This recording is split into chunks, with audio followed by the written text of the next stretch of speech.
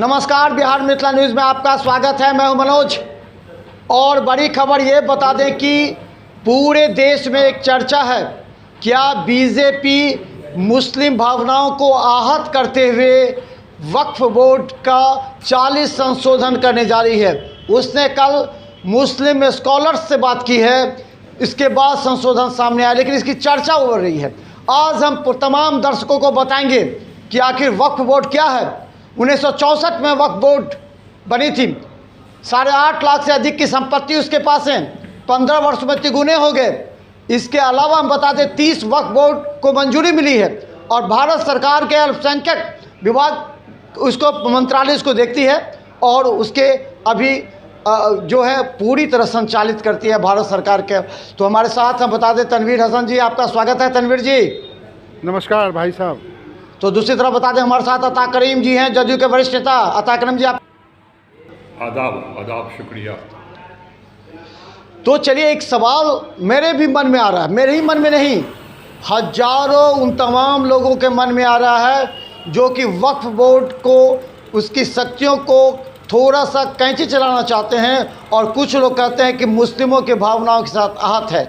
अता करीम जी, हम ये जानना चाहते हैं 1964 में ये वक्फ बोर्ड की स्थापना की गई थी। शरीयत के हिसाब से अगर कोई अपनी ज़मीन जो दान में देता है, उस ज़मीन को वक्फ बोर्ड ना बेच सकता है, ना हस्तांतरित कर सकती है, लेकिन इसको लेकर के विवाद छिड़ गए, जबकि कई जगह वक्फ बोर्ड की ज़मीन पर। तो इसकी वास्तविकता क्या है? 1964 में जो 1954 एक्ट के तहत हुआ था, उस समय नेहरू जी थे, उस समय क्या था वक्फ बोर्ड की असलियत? अता करीम जी देखिए, जो एक्ट है दुनिया में, ख़ास करके हिंदुस्तान में जो भी कानून है, तो कानून कोई गलत नहीं होता है, लेकिन उसका इम्प्लीमेंटेशन किस तरह से हो, असल उस पर देखने की बात होती है। आज मान लिया जो हुकूमत है, अगर उसको ये समझ में आ रहा है कि साहब इसमें बहुत सारी कमियां हैं, बहुत सारी कमज़ोरियां हैं, तो वो नया संशोधन लाएंगे। अच्छी बात होगी अगर उनके इरादे अच्छे होंगे, लेकिन नए कानून आ जाने के बाद, नए संशोधन और नए तरमीम आ जाने के बाद भी क्या उसका मकसद पूरा हो जाएगा, ये देखने की बात है। नहीं, एक अता करीम जी, हाँ, ये अता करीम जी इतना चाहेंगे कि जब भारत पाकिस्तान अलग हुआ था, उस यहाँ से जो मुस्लिम चले गए थे पाकिस्तान, और पाकिस्तान से जो हिंदू आए थे, उस समय जो भूमि विवाद हुआ था, उस पर ये वक्फ बोर्ड को लेकर के ये काम हुआ था। तो उसका वास्तविक स्वरूप क्या था, उस समय क्या स्वरूप था, ये हम जानना चाह रहे हैं। अता करीम जी देखिए, ये तो जो वक्फ है, वक्फ के मतलब होता है दान, और दान का ये जो एक्ट है, इसके मुताबिक जो बना कि ख़ास करके जो मुस्लिम हैं, अब मुस्लिम में 2 सेक्ट हैं, शिया और सुन्नी। तो ये शिया एक्ट बना और सुन्नी एक्ट बना, ये दोनों अलग अलग एक्ट है, क्योंकि दोनों में कुछ डिफरेंसेस हैं। तो ये दोनों के ज़मीनों में भी काफ़ी अंतराल है। नहीं, मैं ठीक है, समझ गया। तो शिया और सुन्नी ये है। तो ये हुआ कि साहब ये जो कुछ लोग, जो बड़े लोग हैं, नवाब हैं, ज़मींदार हैं, या जो चैरिटी करना चाहते हैं, तो वो अपनी ज़मीन दान दे तो किस तरह से दें, कैसे करें और उससे क्या ये हो। तो उसके लिए एक एक्ट बना कि साहब ये एक जो औकाफ बनेगा, ये एक वक्फ बोर्ड बनेगा, वो एक ऑटोनमस इदारा होगा, और जो प्रॉपर्टी आएगी उसकी देख रेख और उसके ज़रिए फिर जो मुसलमानों के वेलफेयर के लिए काम होगा, वो सब उसके ज़रिए होगा। यही मकसद था इसका, क्योंकि बहुत प्रॉपर्टीज़ थी, जो नवाब थे, जो मुगलिया ख़ानदान के जो लोग थे उस ज़माने में, उन लोगों की प्रॉपर्टी बची हुई थी, ज़मींदार थे उनकी प्रॉपर्टी बची हुई थी, बहुत बड़े बड़े बिजनेसमैन थे, वो डोनेट करना चाहते थे और लोगों ने डोनेट किया। लेकिन अफसोस की बात यह है कि जो लोग आज हाय तौबा कर रहे हैं, और उनके ज़माने में ये सब कुछ एक्ट रहा, बहुत अच्छा कानून रहा, लेकिन मुस्लिम आवाम ये जो वक्फ बोर्ड है और वक्फ की जो प्रॉपर्टी, हेलो, हाँ अता जी बोलिए। हाँ, आ रही है आवाज़ जी। तो मैं बता रहा था कि जो जनरल मुस्लिम आवाम है, उनका यकीन ये वक्फ बोर्ड पे नहीं रह गया है। लोग इस वक्फ के बोर्ड को और वक्फ कानून को समझ रहे हैं कि ये लूटपाट का इदारा है।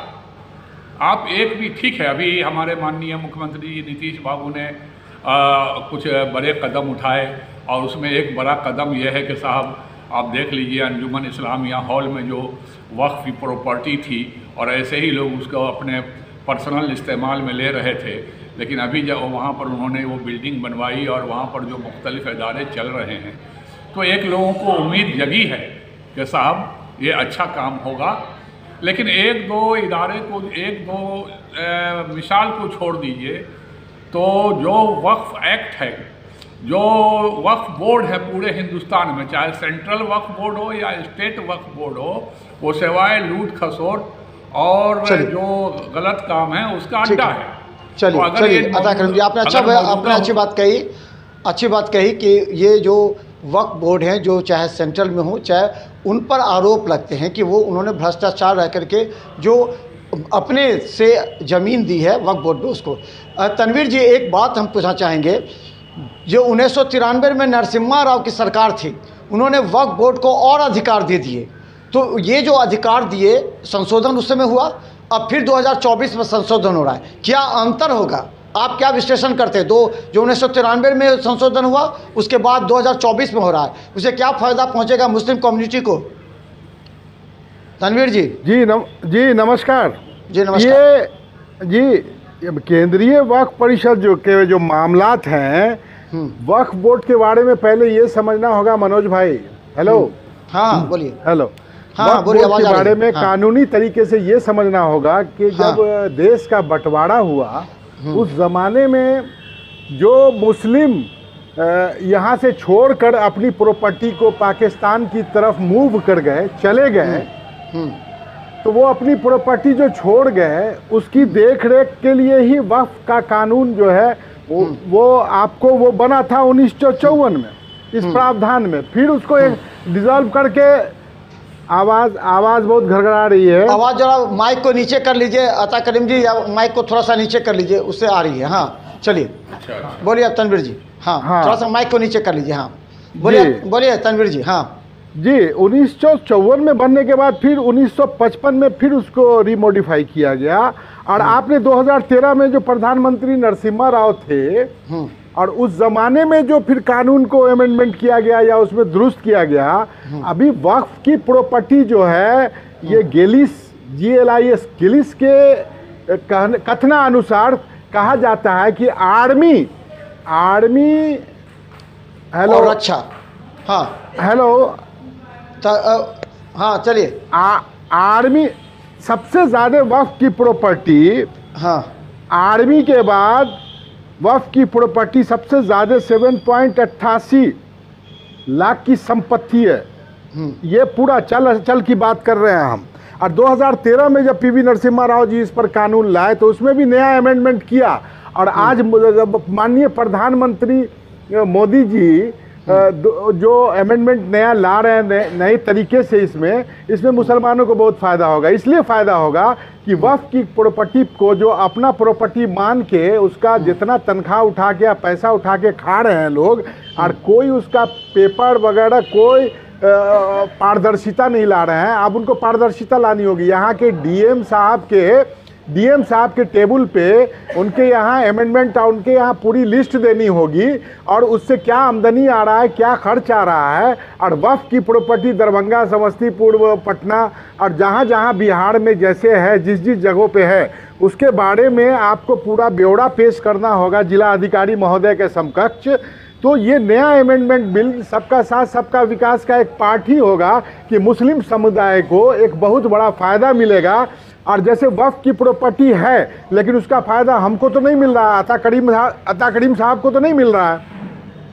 तो वक्फ की प्रॉपर्टी पे जिस तरीके से सांप की तरह कुंडली मारे बैठे हैं पीढ़ी दर पीढ़ी, जबकि वक्फ की प्रॉपर्टी बेची नहीं जा सकती है कानूनन, ना हस्तांतरित हो सकती है, ना बेची जा सकती है, और ना बेची जा सकती है। ऐसा सवाल उठता है कि अखिल भारत के पास गिलिस का जो रिपोर्ट है 15,531 स्क्वायर किलोमीटर ज़मीन, ये इतना इसके पास है। 15 मई 2024 का आंकड़ा बता रहे हैं। वक्फ अधिनियम 1995 में 3 में कहा गया है अगर वक्फ को लगता है कि कोई ज़मीन वक्फ की संपत्ति है तो उसके लिए वक्फ बोर्ड पूरा सबूत और पूरा इदारे को मुहैया करा के वक्फ बोर्ड को ये मान ले कि संपत्ति है, तो उस संपत्ति का मालिक कोर्ट भी है। यही बात है कि पहले नहीं जा कोई भी व्यक्ति कोर्ट में भी नहीं जा सकता है। अगर वक्फ बोर्ड को लग जाता है कि ये जमीन वक्फ बोर्ड की है या सोच लिया कि 1995 का सेक्शन 3R के मुताबिक अगर कोई संपत्ति किसी भी उद्देश्य से मुस्लिम कानून के मुताबिक पात्र, पवित्र, मजहबी, धार्मिक, चैरिटेबल और परोपकारी मान लिया जाए, तो वह वक्फ की संपत्ति हो जाएगी। वक्फ एक्ट 1995 आर्टिकल 40 कहता है यह कि जमीन किसकी है। यह वक्फ का सर्वेयर और वक्फ ही के पास ही ये पूरा ब्यौरा जो है और वो होना चाहिए। और वक्फ का जो भी डिस्ट्रिक्ट वाइज जो भी कमिटी बना हुआ है वो आप जिला अधिकारी को अपने संज्ञान में पूरा मामला देंगे। इससे मुसलमानों को अता करीम जी एक छोटा सा सवाल, हाँ बोलिए। मैं तनवीर साहब ने ये बात कही कि नए कानून, नया एक्ट आने से जो संशोधन आएगा उससे फ़ायदा होगा। ये तो इरादे पर डिपेंड करता है। मान लिया नए कानून के कोई इम्प्लीमेंट कराने वाले, मान लिया कोई चेयरमैन होंगे, कोई सेक्रेटरी होंगे या ऑफिसर्स होंगे या डीएम साहब होंगे, कहीं भी डीएम साहब के साथ सारे कागजात करना है।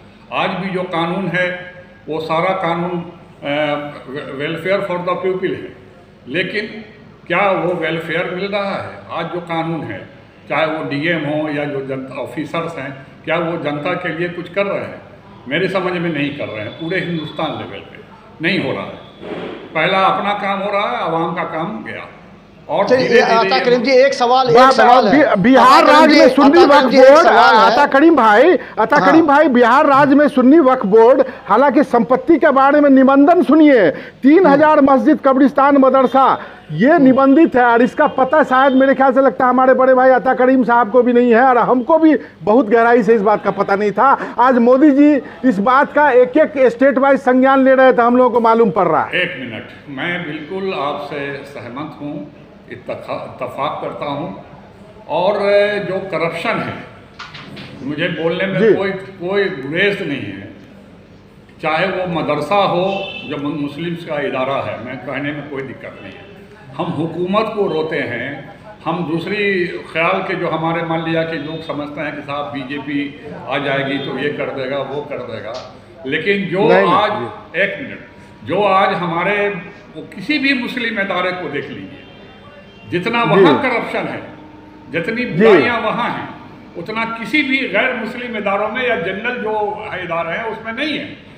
और चाहे वो आप मदरसे में चले जाइए, चाहे वो सुन्नी वक्फ बोर्ड में चले जाइए, शिया वक्फ बोर्ड में चले जाइए, और उसके लिए कोई हुकूमत जिम्मेदार नहीं है। उसके लिए हम मुस्लिम जो वर्कर्स हैं, नेता हैं, रहबर हैं, और फिर आखिर में मैं ये कहूँगा कि मुस्लिम समाज इसके लिए सबसे बड़ी जिम्मेदार है। चलिए एक सवाल अता करीम जी एक सवाल, सेना और रेलवे के बाद अगर तीसरे नंबर पे सबसे ज्यादा प्रॉपर्टी किसी के पास है तो वक्फ बोर्ड के पास है। आज इस बात का खुलासा होना चाहिए मनोज भाई कि वक्फ बोर्ड की जो संपत्ति सेना और रेलवे के बाद सबसे ज्यादा जमीन रेलवे वक्फ बोर्ड के पास है। आज वक्फ बोर्ड की प्रॉपर्टी, आज मोदी जी आए तो ये बात सामने निकल के आ रही है। और ये सही बोला अता करीम साहब ने कि इस पे जिस तरीके से लोगों ने कुंडली मारकर अपना हक जता के बैठा हुआ है, और इससे मुस्लिम इदारे को कोई, आज मान लीजिए कि हमारा श्यामा मंदिर है, हमारे कुणाल किशोर जी का वहाँ स्थापित किया हुआ हनुमान मंदिर है, सब जगह सरकार का नियंत्रण है, तिरुमला तिरुपति में नियंत्रण है, बाबा धाम में नियंत्रण है। तो वक्फ बोर्ड की प्रॉपर्टी पे अगर नियंत्रण हो और उससे मुस्लिम समाज को फायदा हो तो ये क्यों नहीं हो? निश्चित क्यों नहीं हो? पहले भी होना चाहिए। कुंडली मारकर नहीं बैठे। लेकिन एक बड़ा सवाल अता करीम जी एक बड़ा सवाल है। अता करीम जी एक सवाल ये है, मान लीजिए हमारी ज़मीन है और हमारी ज़मीन पर वक्फ बोर्ड की नज़र है, और वक्फ बोर्ड ने कहा कि ये ज़मीन वक्फ बोर्ड की है, हम अपील भी नहीं कर सकते कोर्ट में।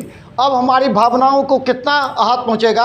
हमारी अपनी ज़मीन को वक्फ बोर्ड अपनी तरफ से कहती है कि वो हमारी है, उसके लिए फिर पैसे की लेन देन होती है, बाद में से छोड़ा जाता है। तो क्या अपील कर सकते हैं अब? नहीं, मैं बिल्कुल कह रहा हूँ कि जो भी बुराइयाँ हैं उसको बड़े दिल से एक्सेप्ट करना चाहिए।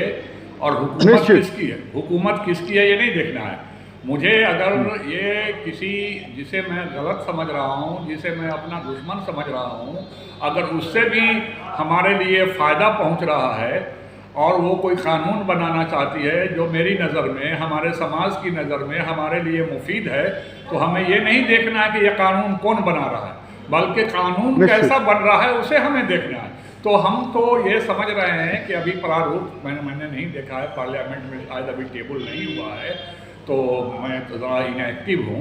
लेकिन नहीं, अभी ऑफ द रिकॉर्ड अगर पार्लियामेंट में नहीं हो रहा, आप लोग मुस्लिम स्कॉलर हैं दोनों आदमी, तनवीर जी, आता करम जी, हम ये जानना चाहते हैं क्या 30 वक्फ बोर्ड पूरे देश में हैं? क्या ये 30 वक्फ बोर्ड के संपत्ति की जांच होनी चाहिए? यूपीए सरकार में 1995 में जब मूल वक्फ बोर्ड एक्ट बदलाव करके कांग्रेस सरकार ने जब इसमें अमेंडमेंट किया, तो आज बीजेपी सरकार निश्चित उसमें और बेहतर करेगी और अच्छे तरीके से करेगी। हम लोगों को पूरा विश्वास है, मुस्लिम समाज को विश्वास है। हमें ऐसे ही उम्मीद रखनी चाहिए और हमें बायस नहीं होनी चाहिए। जब मैं इसमें एक मिसाल भी देना चाहता हूँ, और मैं उसमें अपने जो क्लरिकल लीडर्स हैं हमारे मुस्लिम रहबरान, उनको भी मैं ये कहना चाहता हूँ, जैसे एक वक्त आया था 3 तलाक वाला, तो पर्सनली मैं हुकूमत के स्टैंड के साथ था कि 3 तलाक की बहुत सारी बुराइयां थी समाज में। अब ये अगर बीजेपी लेके आ रही थी और हुकूमत ला रही है तो सिर्फ इसलिए हम उसकी मुखालफत करें? नहीं, ये 3 तलाक बांग्लादेश से लेके पाकिस्तान से लेके सब जगह ये बिल्कुल था, और कुरान में भी ये कह रहा है कि साहब वो तदरीज 1 तलाक का अलग मानी है, 2 का अलग है, 3। वो मुस्लिम सोसाइटी के फ़ायदे की चीज़ थी, और हमारे उलमाए कराम, हमारे मुस्लिम पर्सनल लॉ बोर्ड को बड़ा दिल करके लेना चाहिए। वैसे ही मैं आज ये कह रहा हूँ कि अगर ये कानून अच्छे इरादे से आ रहा है, भले बीजेपी ला रही है, लेकिन अगर उसको हम स्टडी करें, कांग्रेस तो आरोप लगा रही है ना, कांग्रेस तो बीजेपी भारतीय जनता पार्टी का आता करीम भाई मानना यह है कि वक्फ बोर्ड का इतिहास जो है 1913 में ही उल्लेख हुआ था, और वक्फ बोर्ड की शुरुआत दिल्ली सल्तनत से हुई थी, जिसको बीजेपी भी स्वीकारती है, और बीजेपी उसको बेहतर तरीके से करने के लिए 2024 में अमेंडमेंट ला रही है। निश्चित पूरे मुस्लिम समाज को फायदा होगा। एक चीज देखिए, कांग्रेस इसका विरोध कर रही है, कांग्रेस कह रही है नरसिम्हा राव की सरकार ने बहुत से आज़ादी दे दिए थे, उनके जो अधिकार थे असीमित अधिकार दे दिए थे, इसे वोट बैंक को लेकर के, तो अभी भी वोट बैंक को लेकर के बीजेपी का। हाँ बोलिए तकरीम जी। मैं आपसे आ रहा हूँ, अगर ये 70 सालों में कांग्रेस की हुकूमत थी, अगर वो इतना ही हमारे लिए सीरियस होते तो आज ये मसला सब जो मुसलमानों का है वो नहीं होता। मुझे ये कहने में कोई गुरेज नहीं है, और मैं न बीजेपी का मेंबर हूँ, मैं जदयू का मेंबर रहा हूँ, अभी किसी पार्टी का नहीं हूँ, लेकिन नीतीश जी के असूलों के साथ चलता हूँ, आइडियोलॉजी पर है, आइडियोलॉजी पे हूँ। और नीतीश जी बिहार के हित में बीजेपी के साथ हैं, तो मैं भी नीतीश जी के साथ बीजेपी के असूलों पर हूँ कि बीजेपी जो बात कर रही है ये अच्छी बात, यही तो गड़बड़ है, यही तो बीजेपी मुस्लिम भावनाओं के साथ छेड़छाड़ करती है। मनोज भाई मुस्लिम भावनाओं का छेड़छाड़ नहीं किया। हाँ बोलिए तनवीर जी। मनोज भाई 5 जो है वक्फ बोर्ड एक्ट में जो ड्राफ्ट बिल में जो आ रहा है, उसमें 5 मुख्य बिंदु, जिसको आप एकदम इसको अंडरलाइन कर लीजिए कि किसी भी जमीन को वक्फ बोर्ड की संपत्ति घोषित करने से पहले इसका वेरिफिकेशन करना अति आवश्यक जरूरी हो जाएगा। नंबर दो वक्फ बोर्ड का पुनर्गठन, बोर्ड की संरचना का बदलती संभावना है। और नंबर 3 में वक्फ अधिनियम की धारा 9 और 14 में वक्फ बोर्ड अधिनियम की धारा 9 और 14 में बदलाव करके केंद्रीय वक्फ बोर्ड परिषद और राज्य वक्फ बोर्ड की संरचना का बदलाव किया जा सकता है, ये भी आया है। नंबर 4 बिल में राज्य वक्फ बोर्ड की स्वामित्व वाली विवादित जमीन है ना, विवादित जमीन का नए सिरे से सत्यापन कराने का प्रस्ताव भी आ सकता है। नंबर 5 दुरुपयोग को रोकने के लिए जिला मजिस्ट्रेट को वक्फ की संपत्ति निगरानी में शामिल किया जा सकता है। इससे बढ़िया क्या होगा सर? मोदी जी इससे बढ़िया क्या करेंगे? अकरीम भाई बहुत अच्छा है ये, इसका स्वागत कीजिए आप लोग, हम लोग सब। मैं उसके स्टडी करने का, और कानून जो भी लोग लाते हैं उसके नीयत और इरादे को देखना है। और अगर आने वाले दिनों में अगर ये हुकूमत का इरादा साफ हो, हुकूमत की नीयत साफ हो कि इस कानून के ज़रिए जो कानून में बुराइयां थी उसको दूर करेंगे और मुस्लिम समाज के वेलफेयर के लिए काम करेंगे, फलाह और बहबूद के लिए काम करेंगे, तो सिर्फ इसलिए कि ये मोदी जी ला रहे हैं। अच्छा, एक चलिए अता करीम जी और तनवीर जी, आप लोग काफ़ी ज़्यादा इसको पैनी निगाह से देख रहे हैं इस मामले को। ये बताइए, दरभंगा में हमारे दर्जन में 1 दर्जन लोग ऐसे हैं जिन्होंने कहा कि हमारी ज़मीन जिसको वक्फ बोर्ड ने उस पर दावा कर दिया और हम कोर्ट भी नहीं जा सकते। जैसे ले जी अभी शोभन के पास की जो ज़मीन है, हम बता जहाँ एम्स बन रहा है वहाँ कम से कम 10 एकड़ में बताया जा वक्फ बोर्ड की है, जबकि स्थानीय लोगों ने कहा कि वो हमारी ज़मीन है, उस पर केस भी चल रहा है। तो ऐसे मामलों का निपटारा कितने दिनों में हो सकता है? इसका कोई कानून होगा? 2 महिला भी रहेंगी वक्फ बोर्ड में, इसका क्या असर पड़ेगा? महिला आज तक नहीं रही है वक्फ बोर्ड में, तो ये महिलाओं को क्यों स्थान दिया जा रहा है? हाँ, बोलिए। यही सब बुराइयां हैं जिसको देखते हुए जिसको देखते हुए मौजूदा सेंट्रल हुकूमत ने सोचा होगा कि ये बुराइयां दूर की जाए। लेकिन शानदार, मैं ये कहना चाह रहा हूँ कि ये जो डिस्ट्रिक्ट वक्फ कमेटी है और उसके जो सदर हैं, सेक्रेटरी हैं, वो थोड़े ही इस काम के लिए बैठे हुए हैं कि साहब वक्फ का फलाह बहबूद हो। वो तो चाहेंगे किसी की ज़मीन पर क्लेम हो जाए और फिर उससे कुछ माल धरे, करप्शन हो। यही तो बुराइयां हैं। अब इसमें जाइए, तो महिला क्या करेंगी? महिलाओं को क्यों रखा जा रहा है? बीजेपी सरकार क्यों? महिलाओं को कितना ज्ञान होगा जमीन के विषय में, वक्फ बोर्ड के सिस्टम के विषय में, तो महिलाओं को क्यों इसका विरोध हो रहा है? मैं हुजूर पर्सन पे नहीं जा रहा। अगर बहुत नॉलेज वाले को भी दे दें और उसका इरादा करप्शन का है तो वो वही करेगा। और बिहार में मैं अब जानता हूँ, जब से मुझे अकल होश है और सियासी शऊर है तब से मैं जान रहा हूँ, और मौजूदा जो वक्फ बोर्ड है वो तो इंतहा को पहुँचा हुआ है। गरचे वो मेरी हुकूमत के लोग हैं, लेकिन मुझे कहने में कोई ये नहीं है, और बड़े लोग हैं। वो जो हमारे चेयरमैन साहब हैं, माली एतबार से वो बहुत खुशहाल हैं, बहुत बड़े हैं, लेकिन उसके बाद में जब वो किसी जगह पर पहुंचता है बुराइयों की जगह पर, तो वो भूल जाता है कि हम कितने बड़े हैं, हम कितने पारसा हैं, और फिर उसमें वो लोल मारना शुरू कर देता है।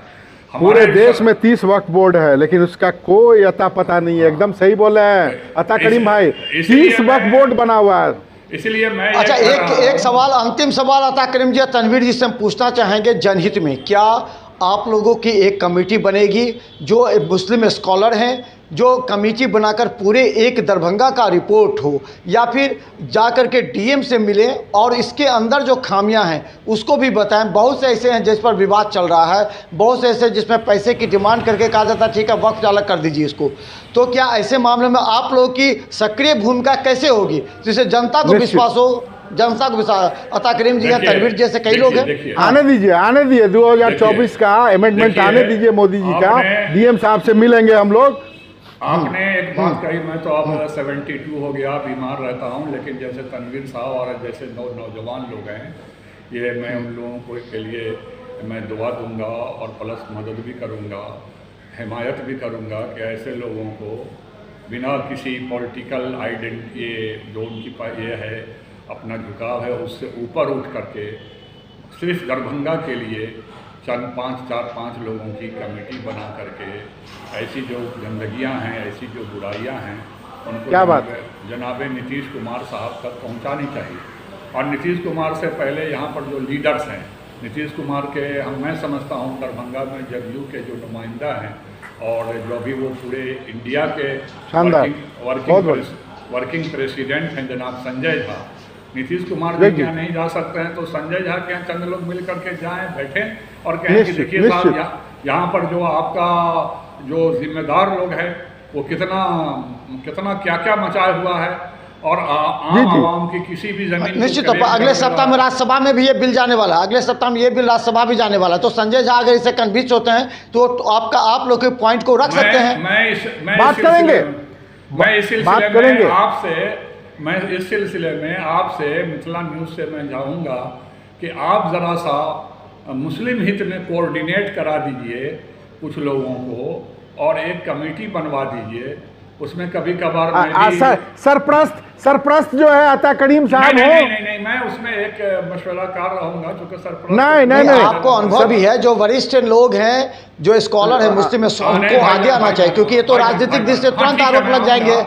आज आपने बुलाया, 5 लोग आज बुलाया तो मैं आया, तो मैं ये चाह रहा हूँ कि अगर अगले 15 दिनों के अंदर में 5, 7, 8, 9, 10 आदमी की आप उसमें ज़रा सा मिल करके तनवीर साहब से मिलकर और लोगों से मिल करके एक कमेटी बनवा दीजिए, और कुछ जो इस तरह के प्रॉब्लम्स हैं उसको आप भी मदद कीजिए, हम लोग भी लेंगे कहाँ है, और इसकी शुरुआत जो है अगले हफ्ते हो जाए।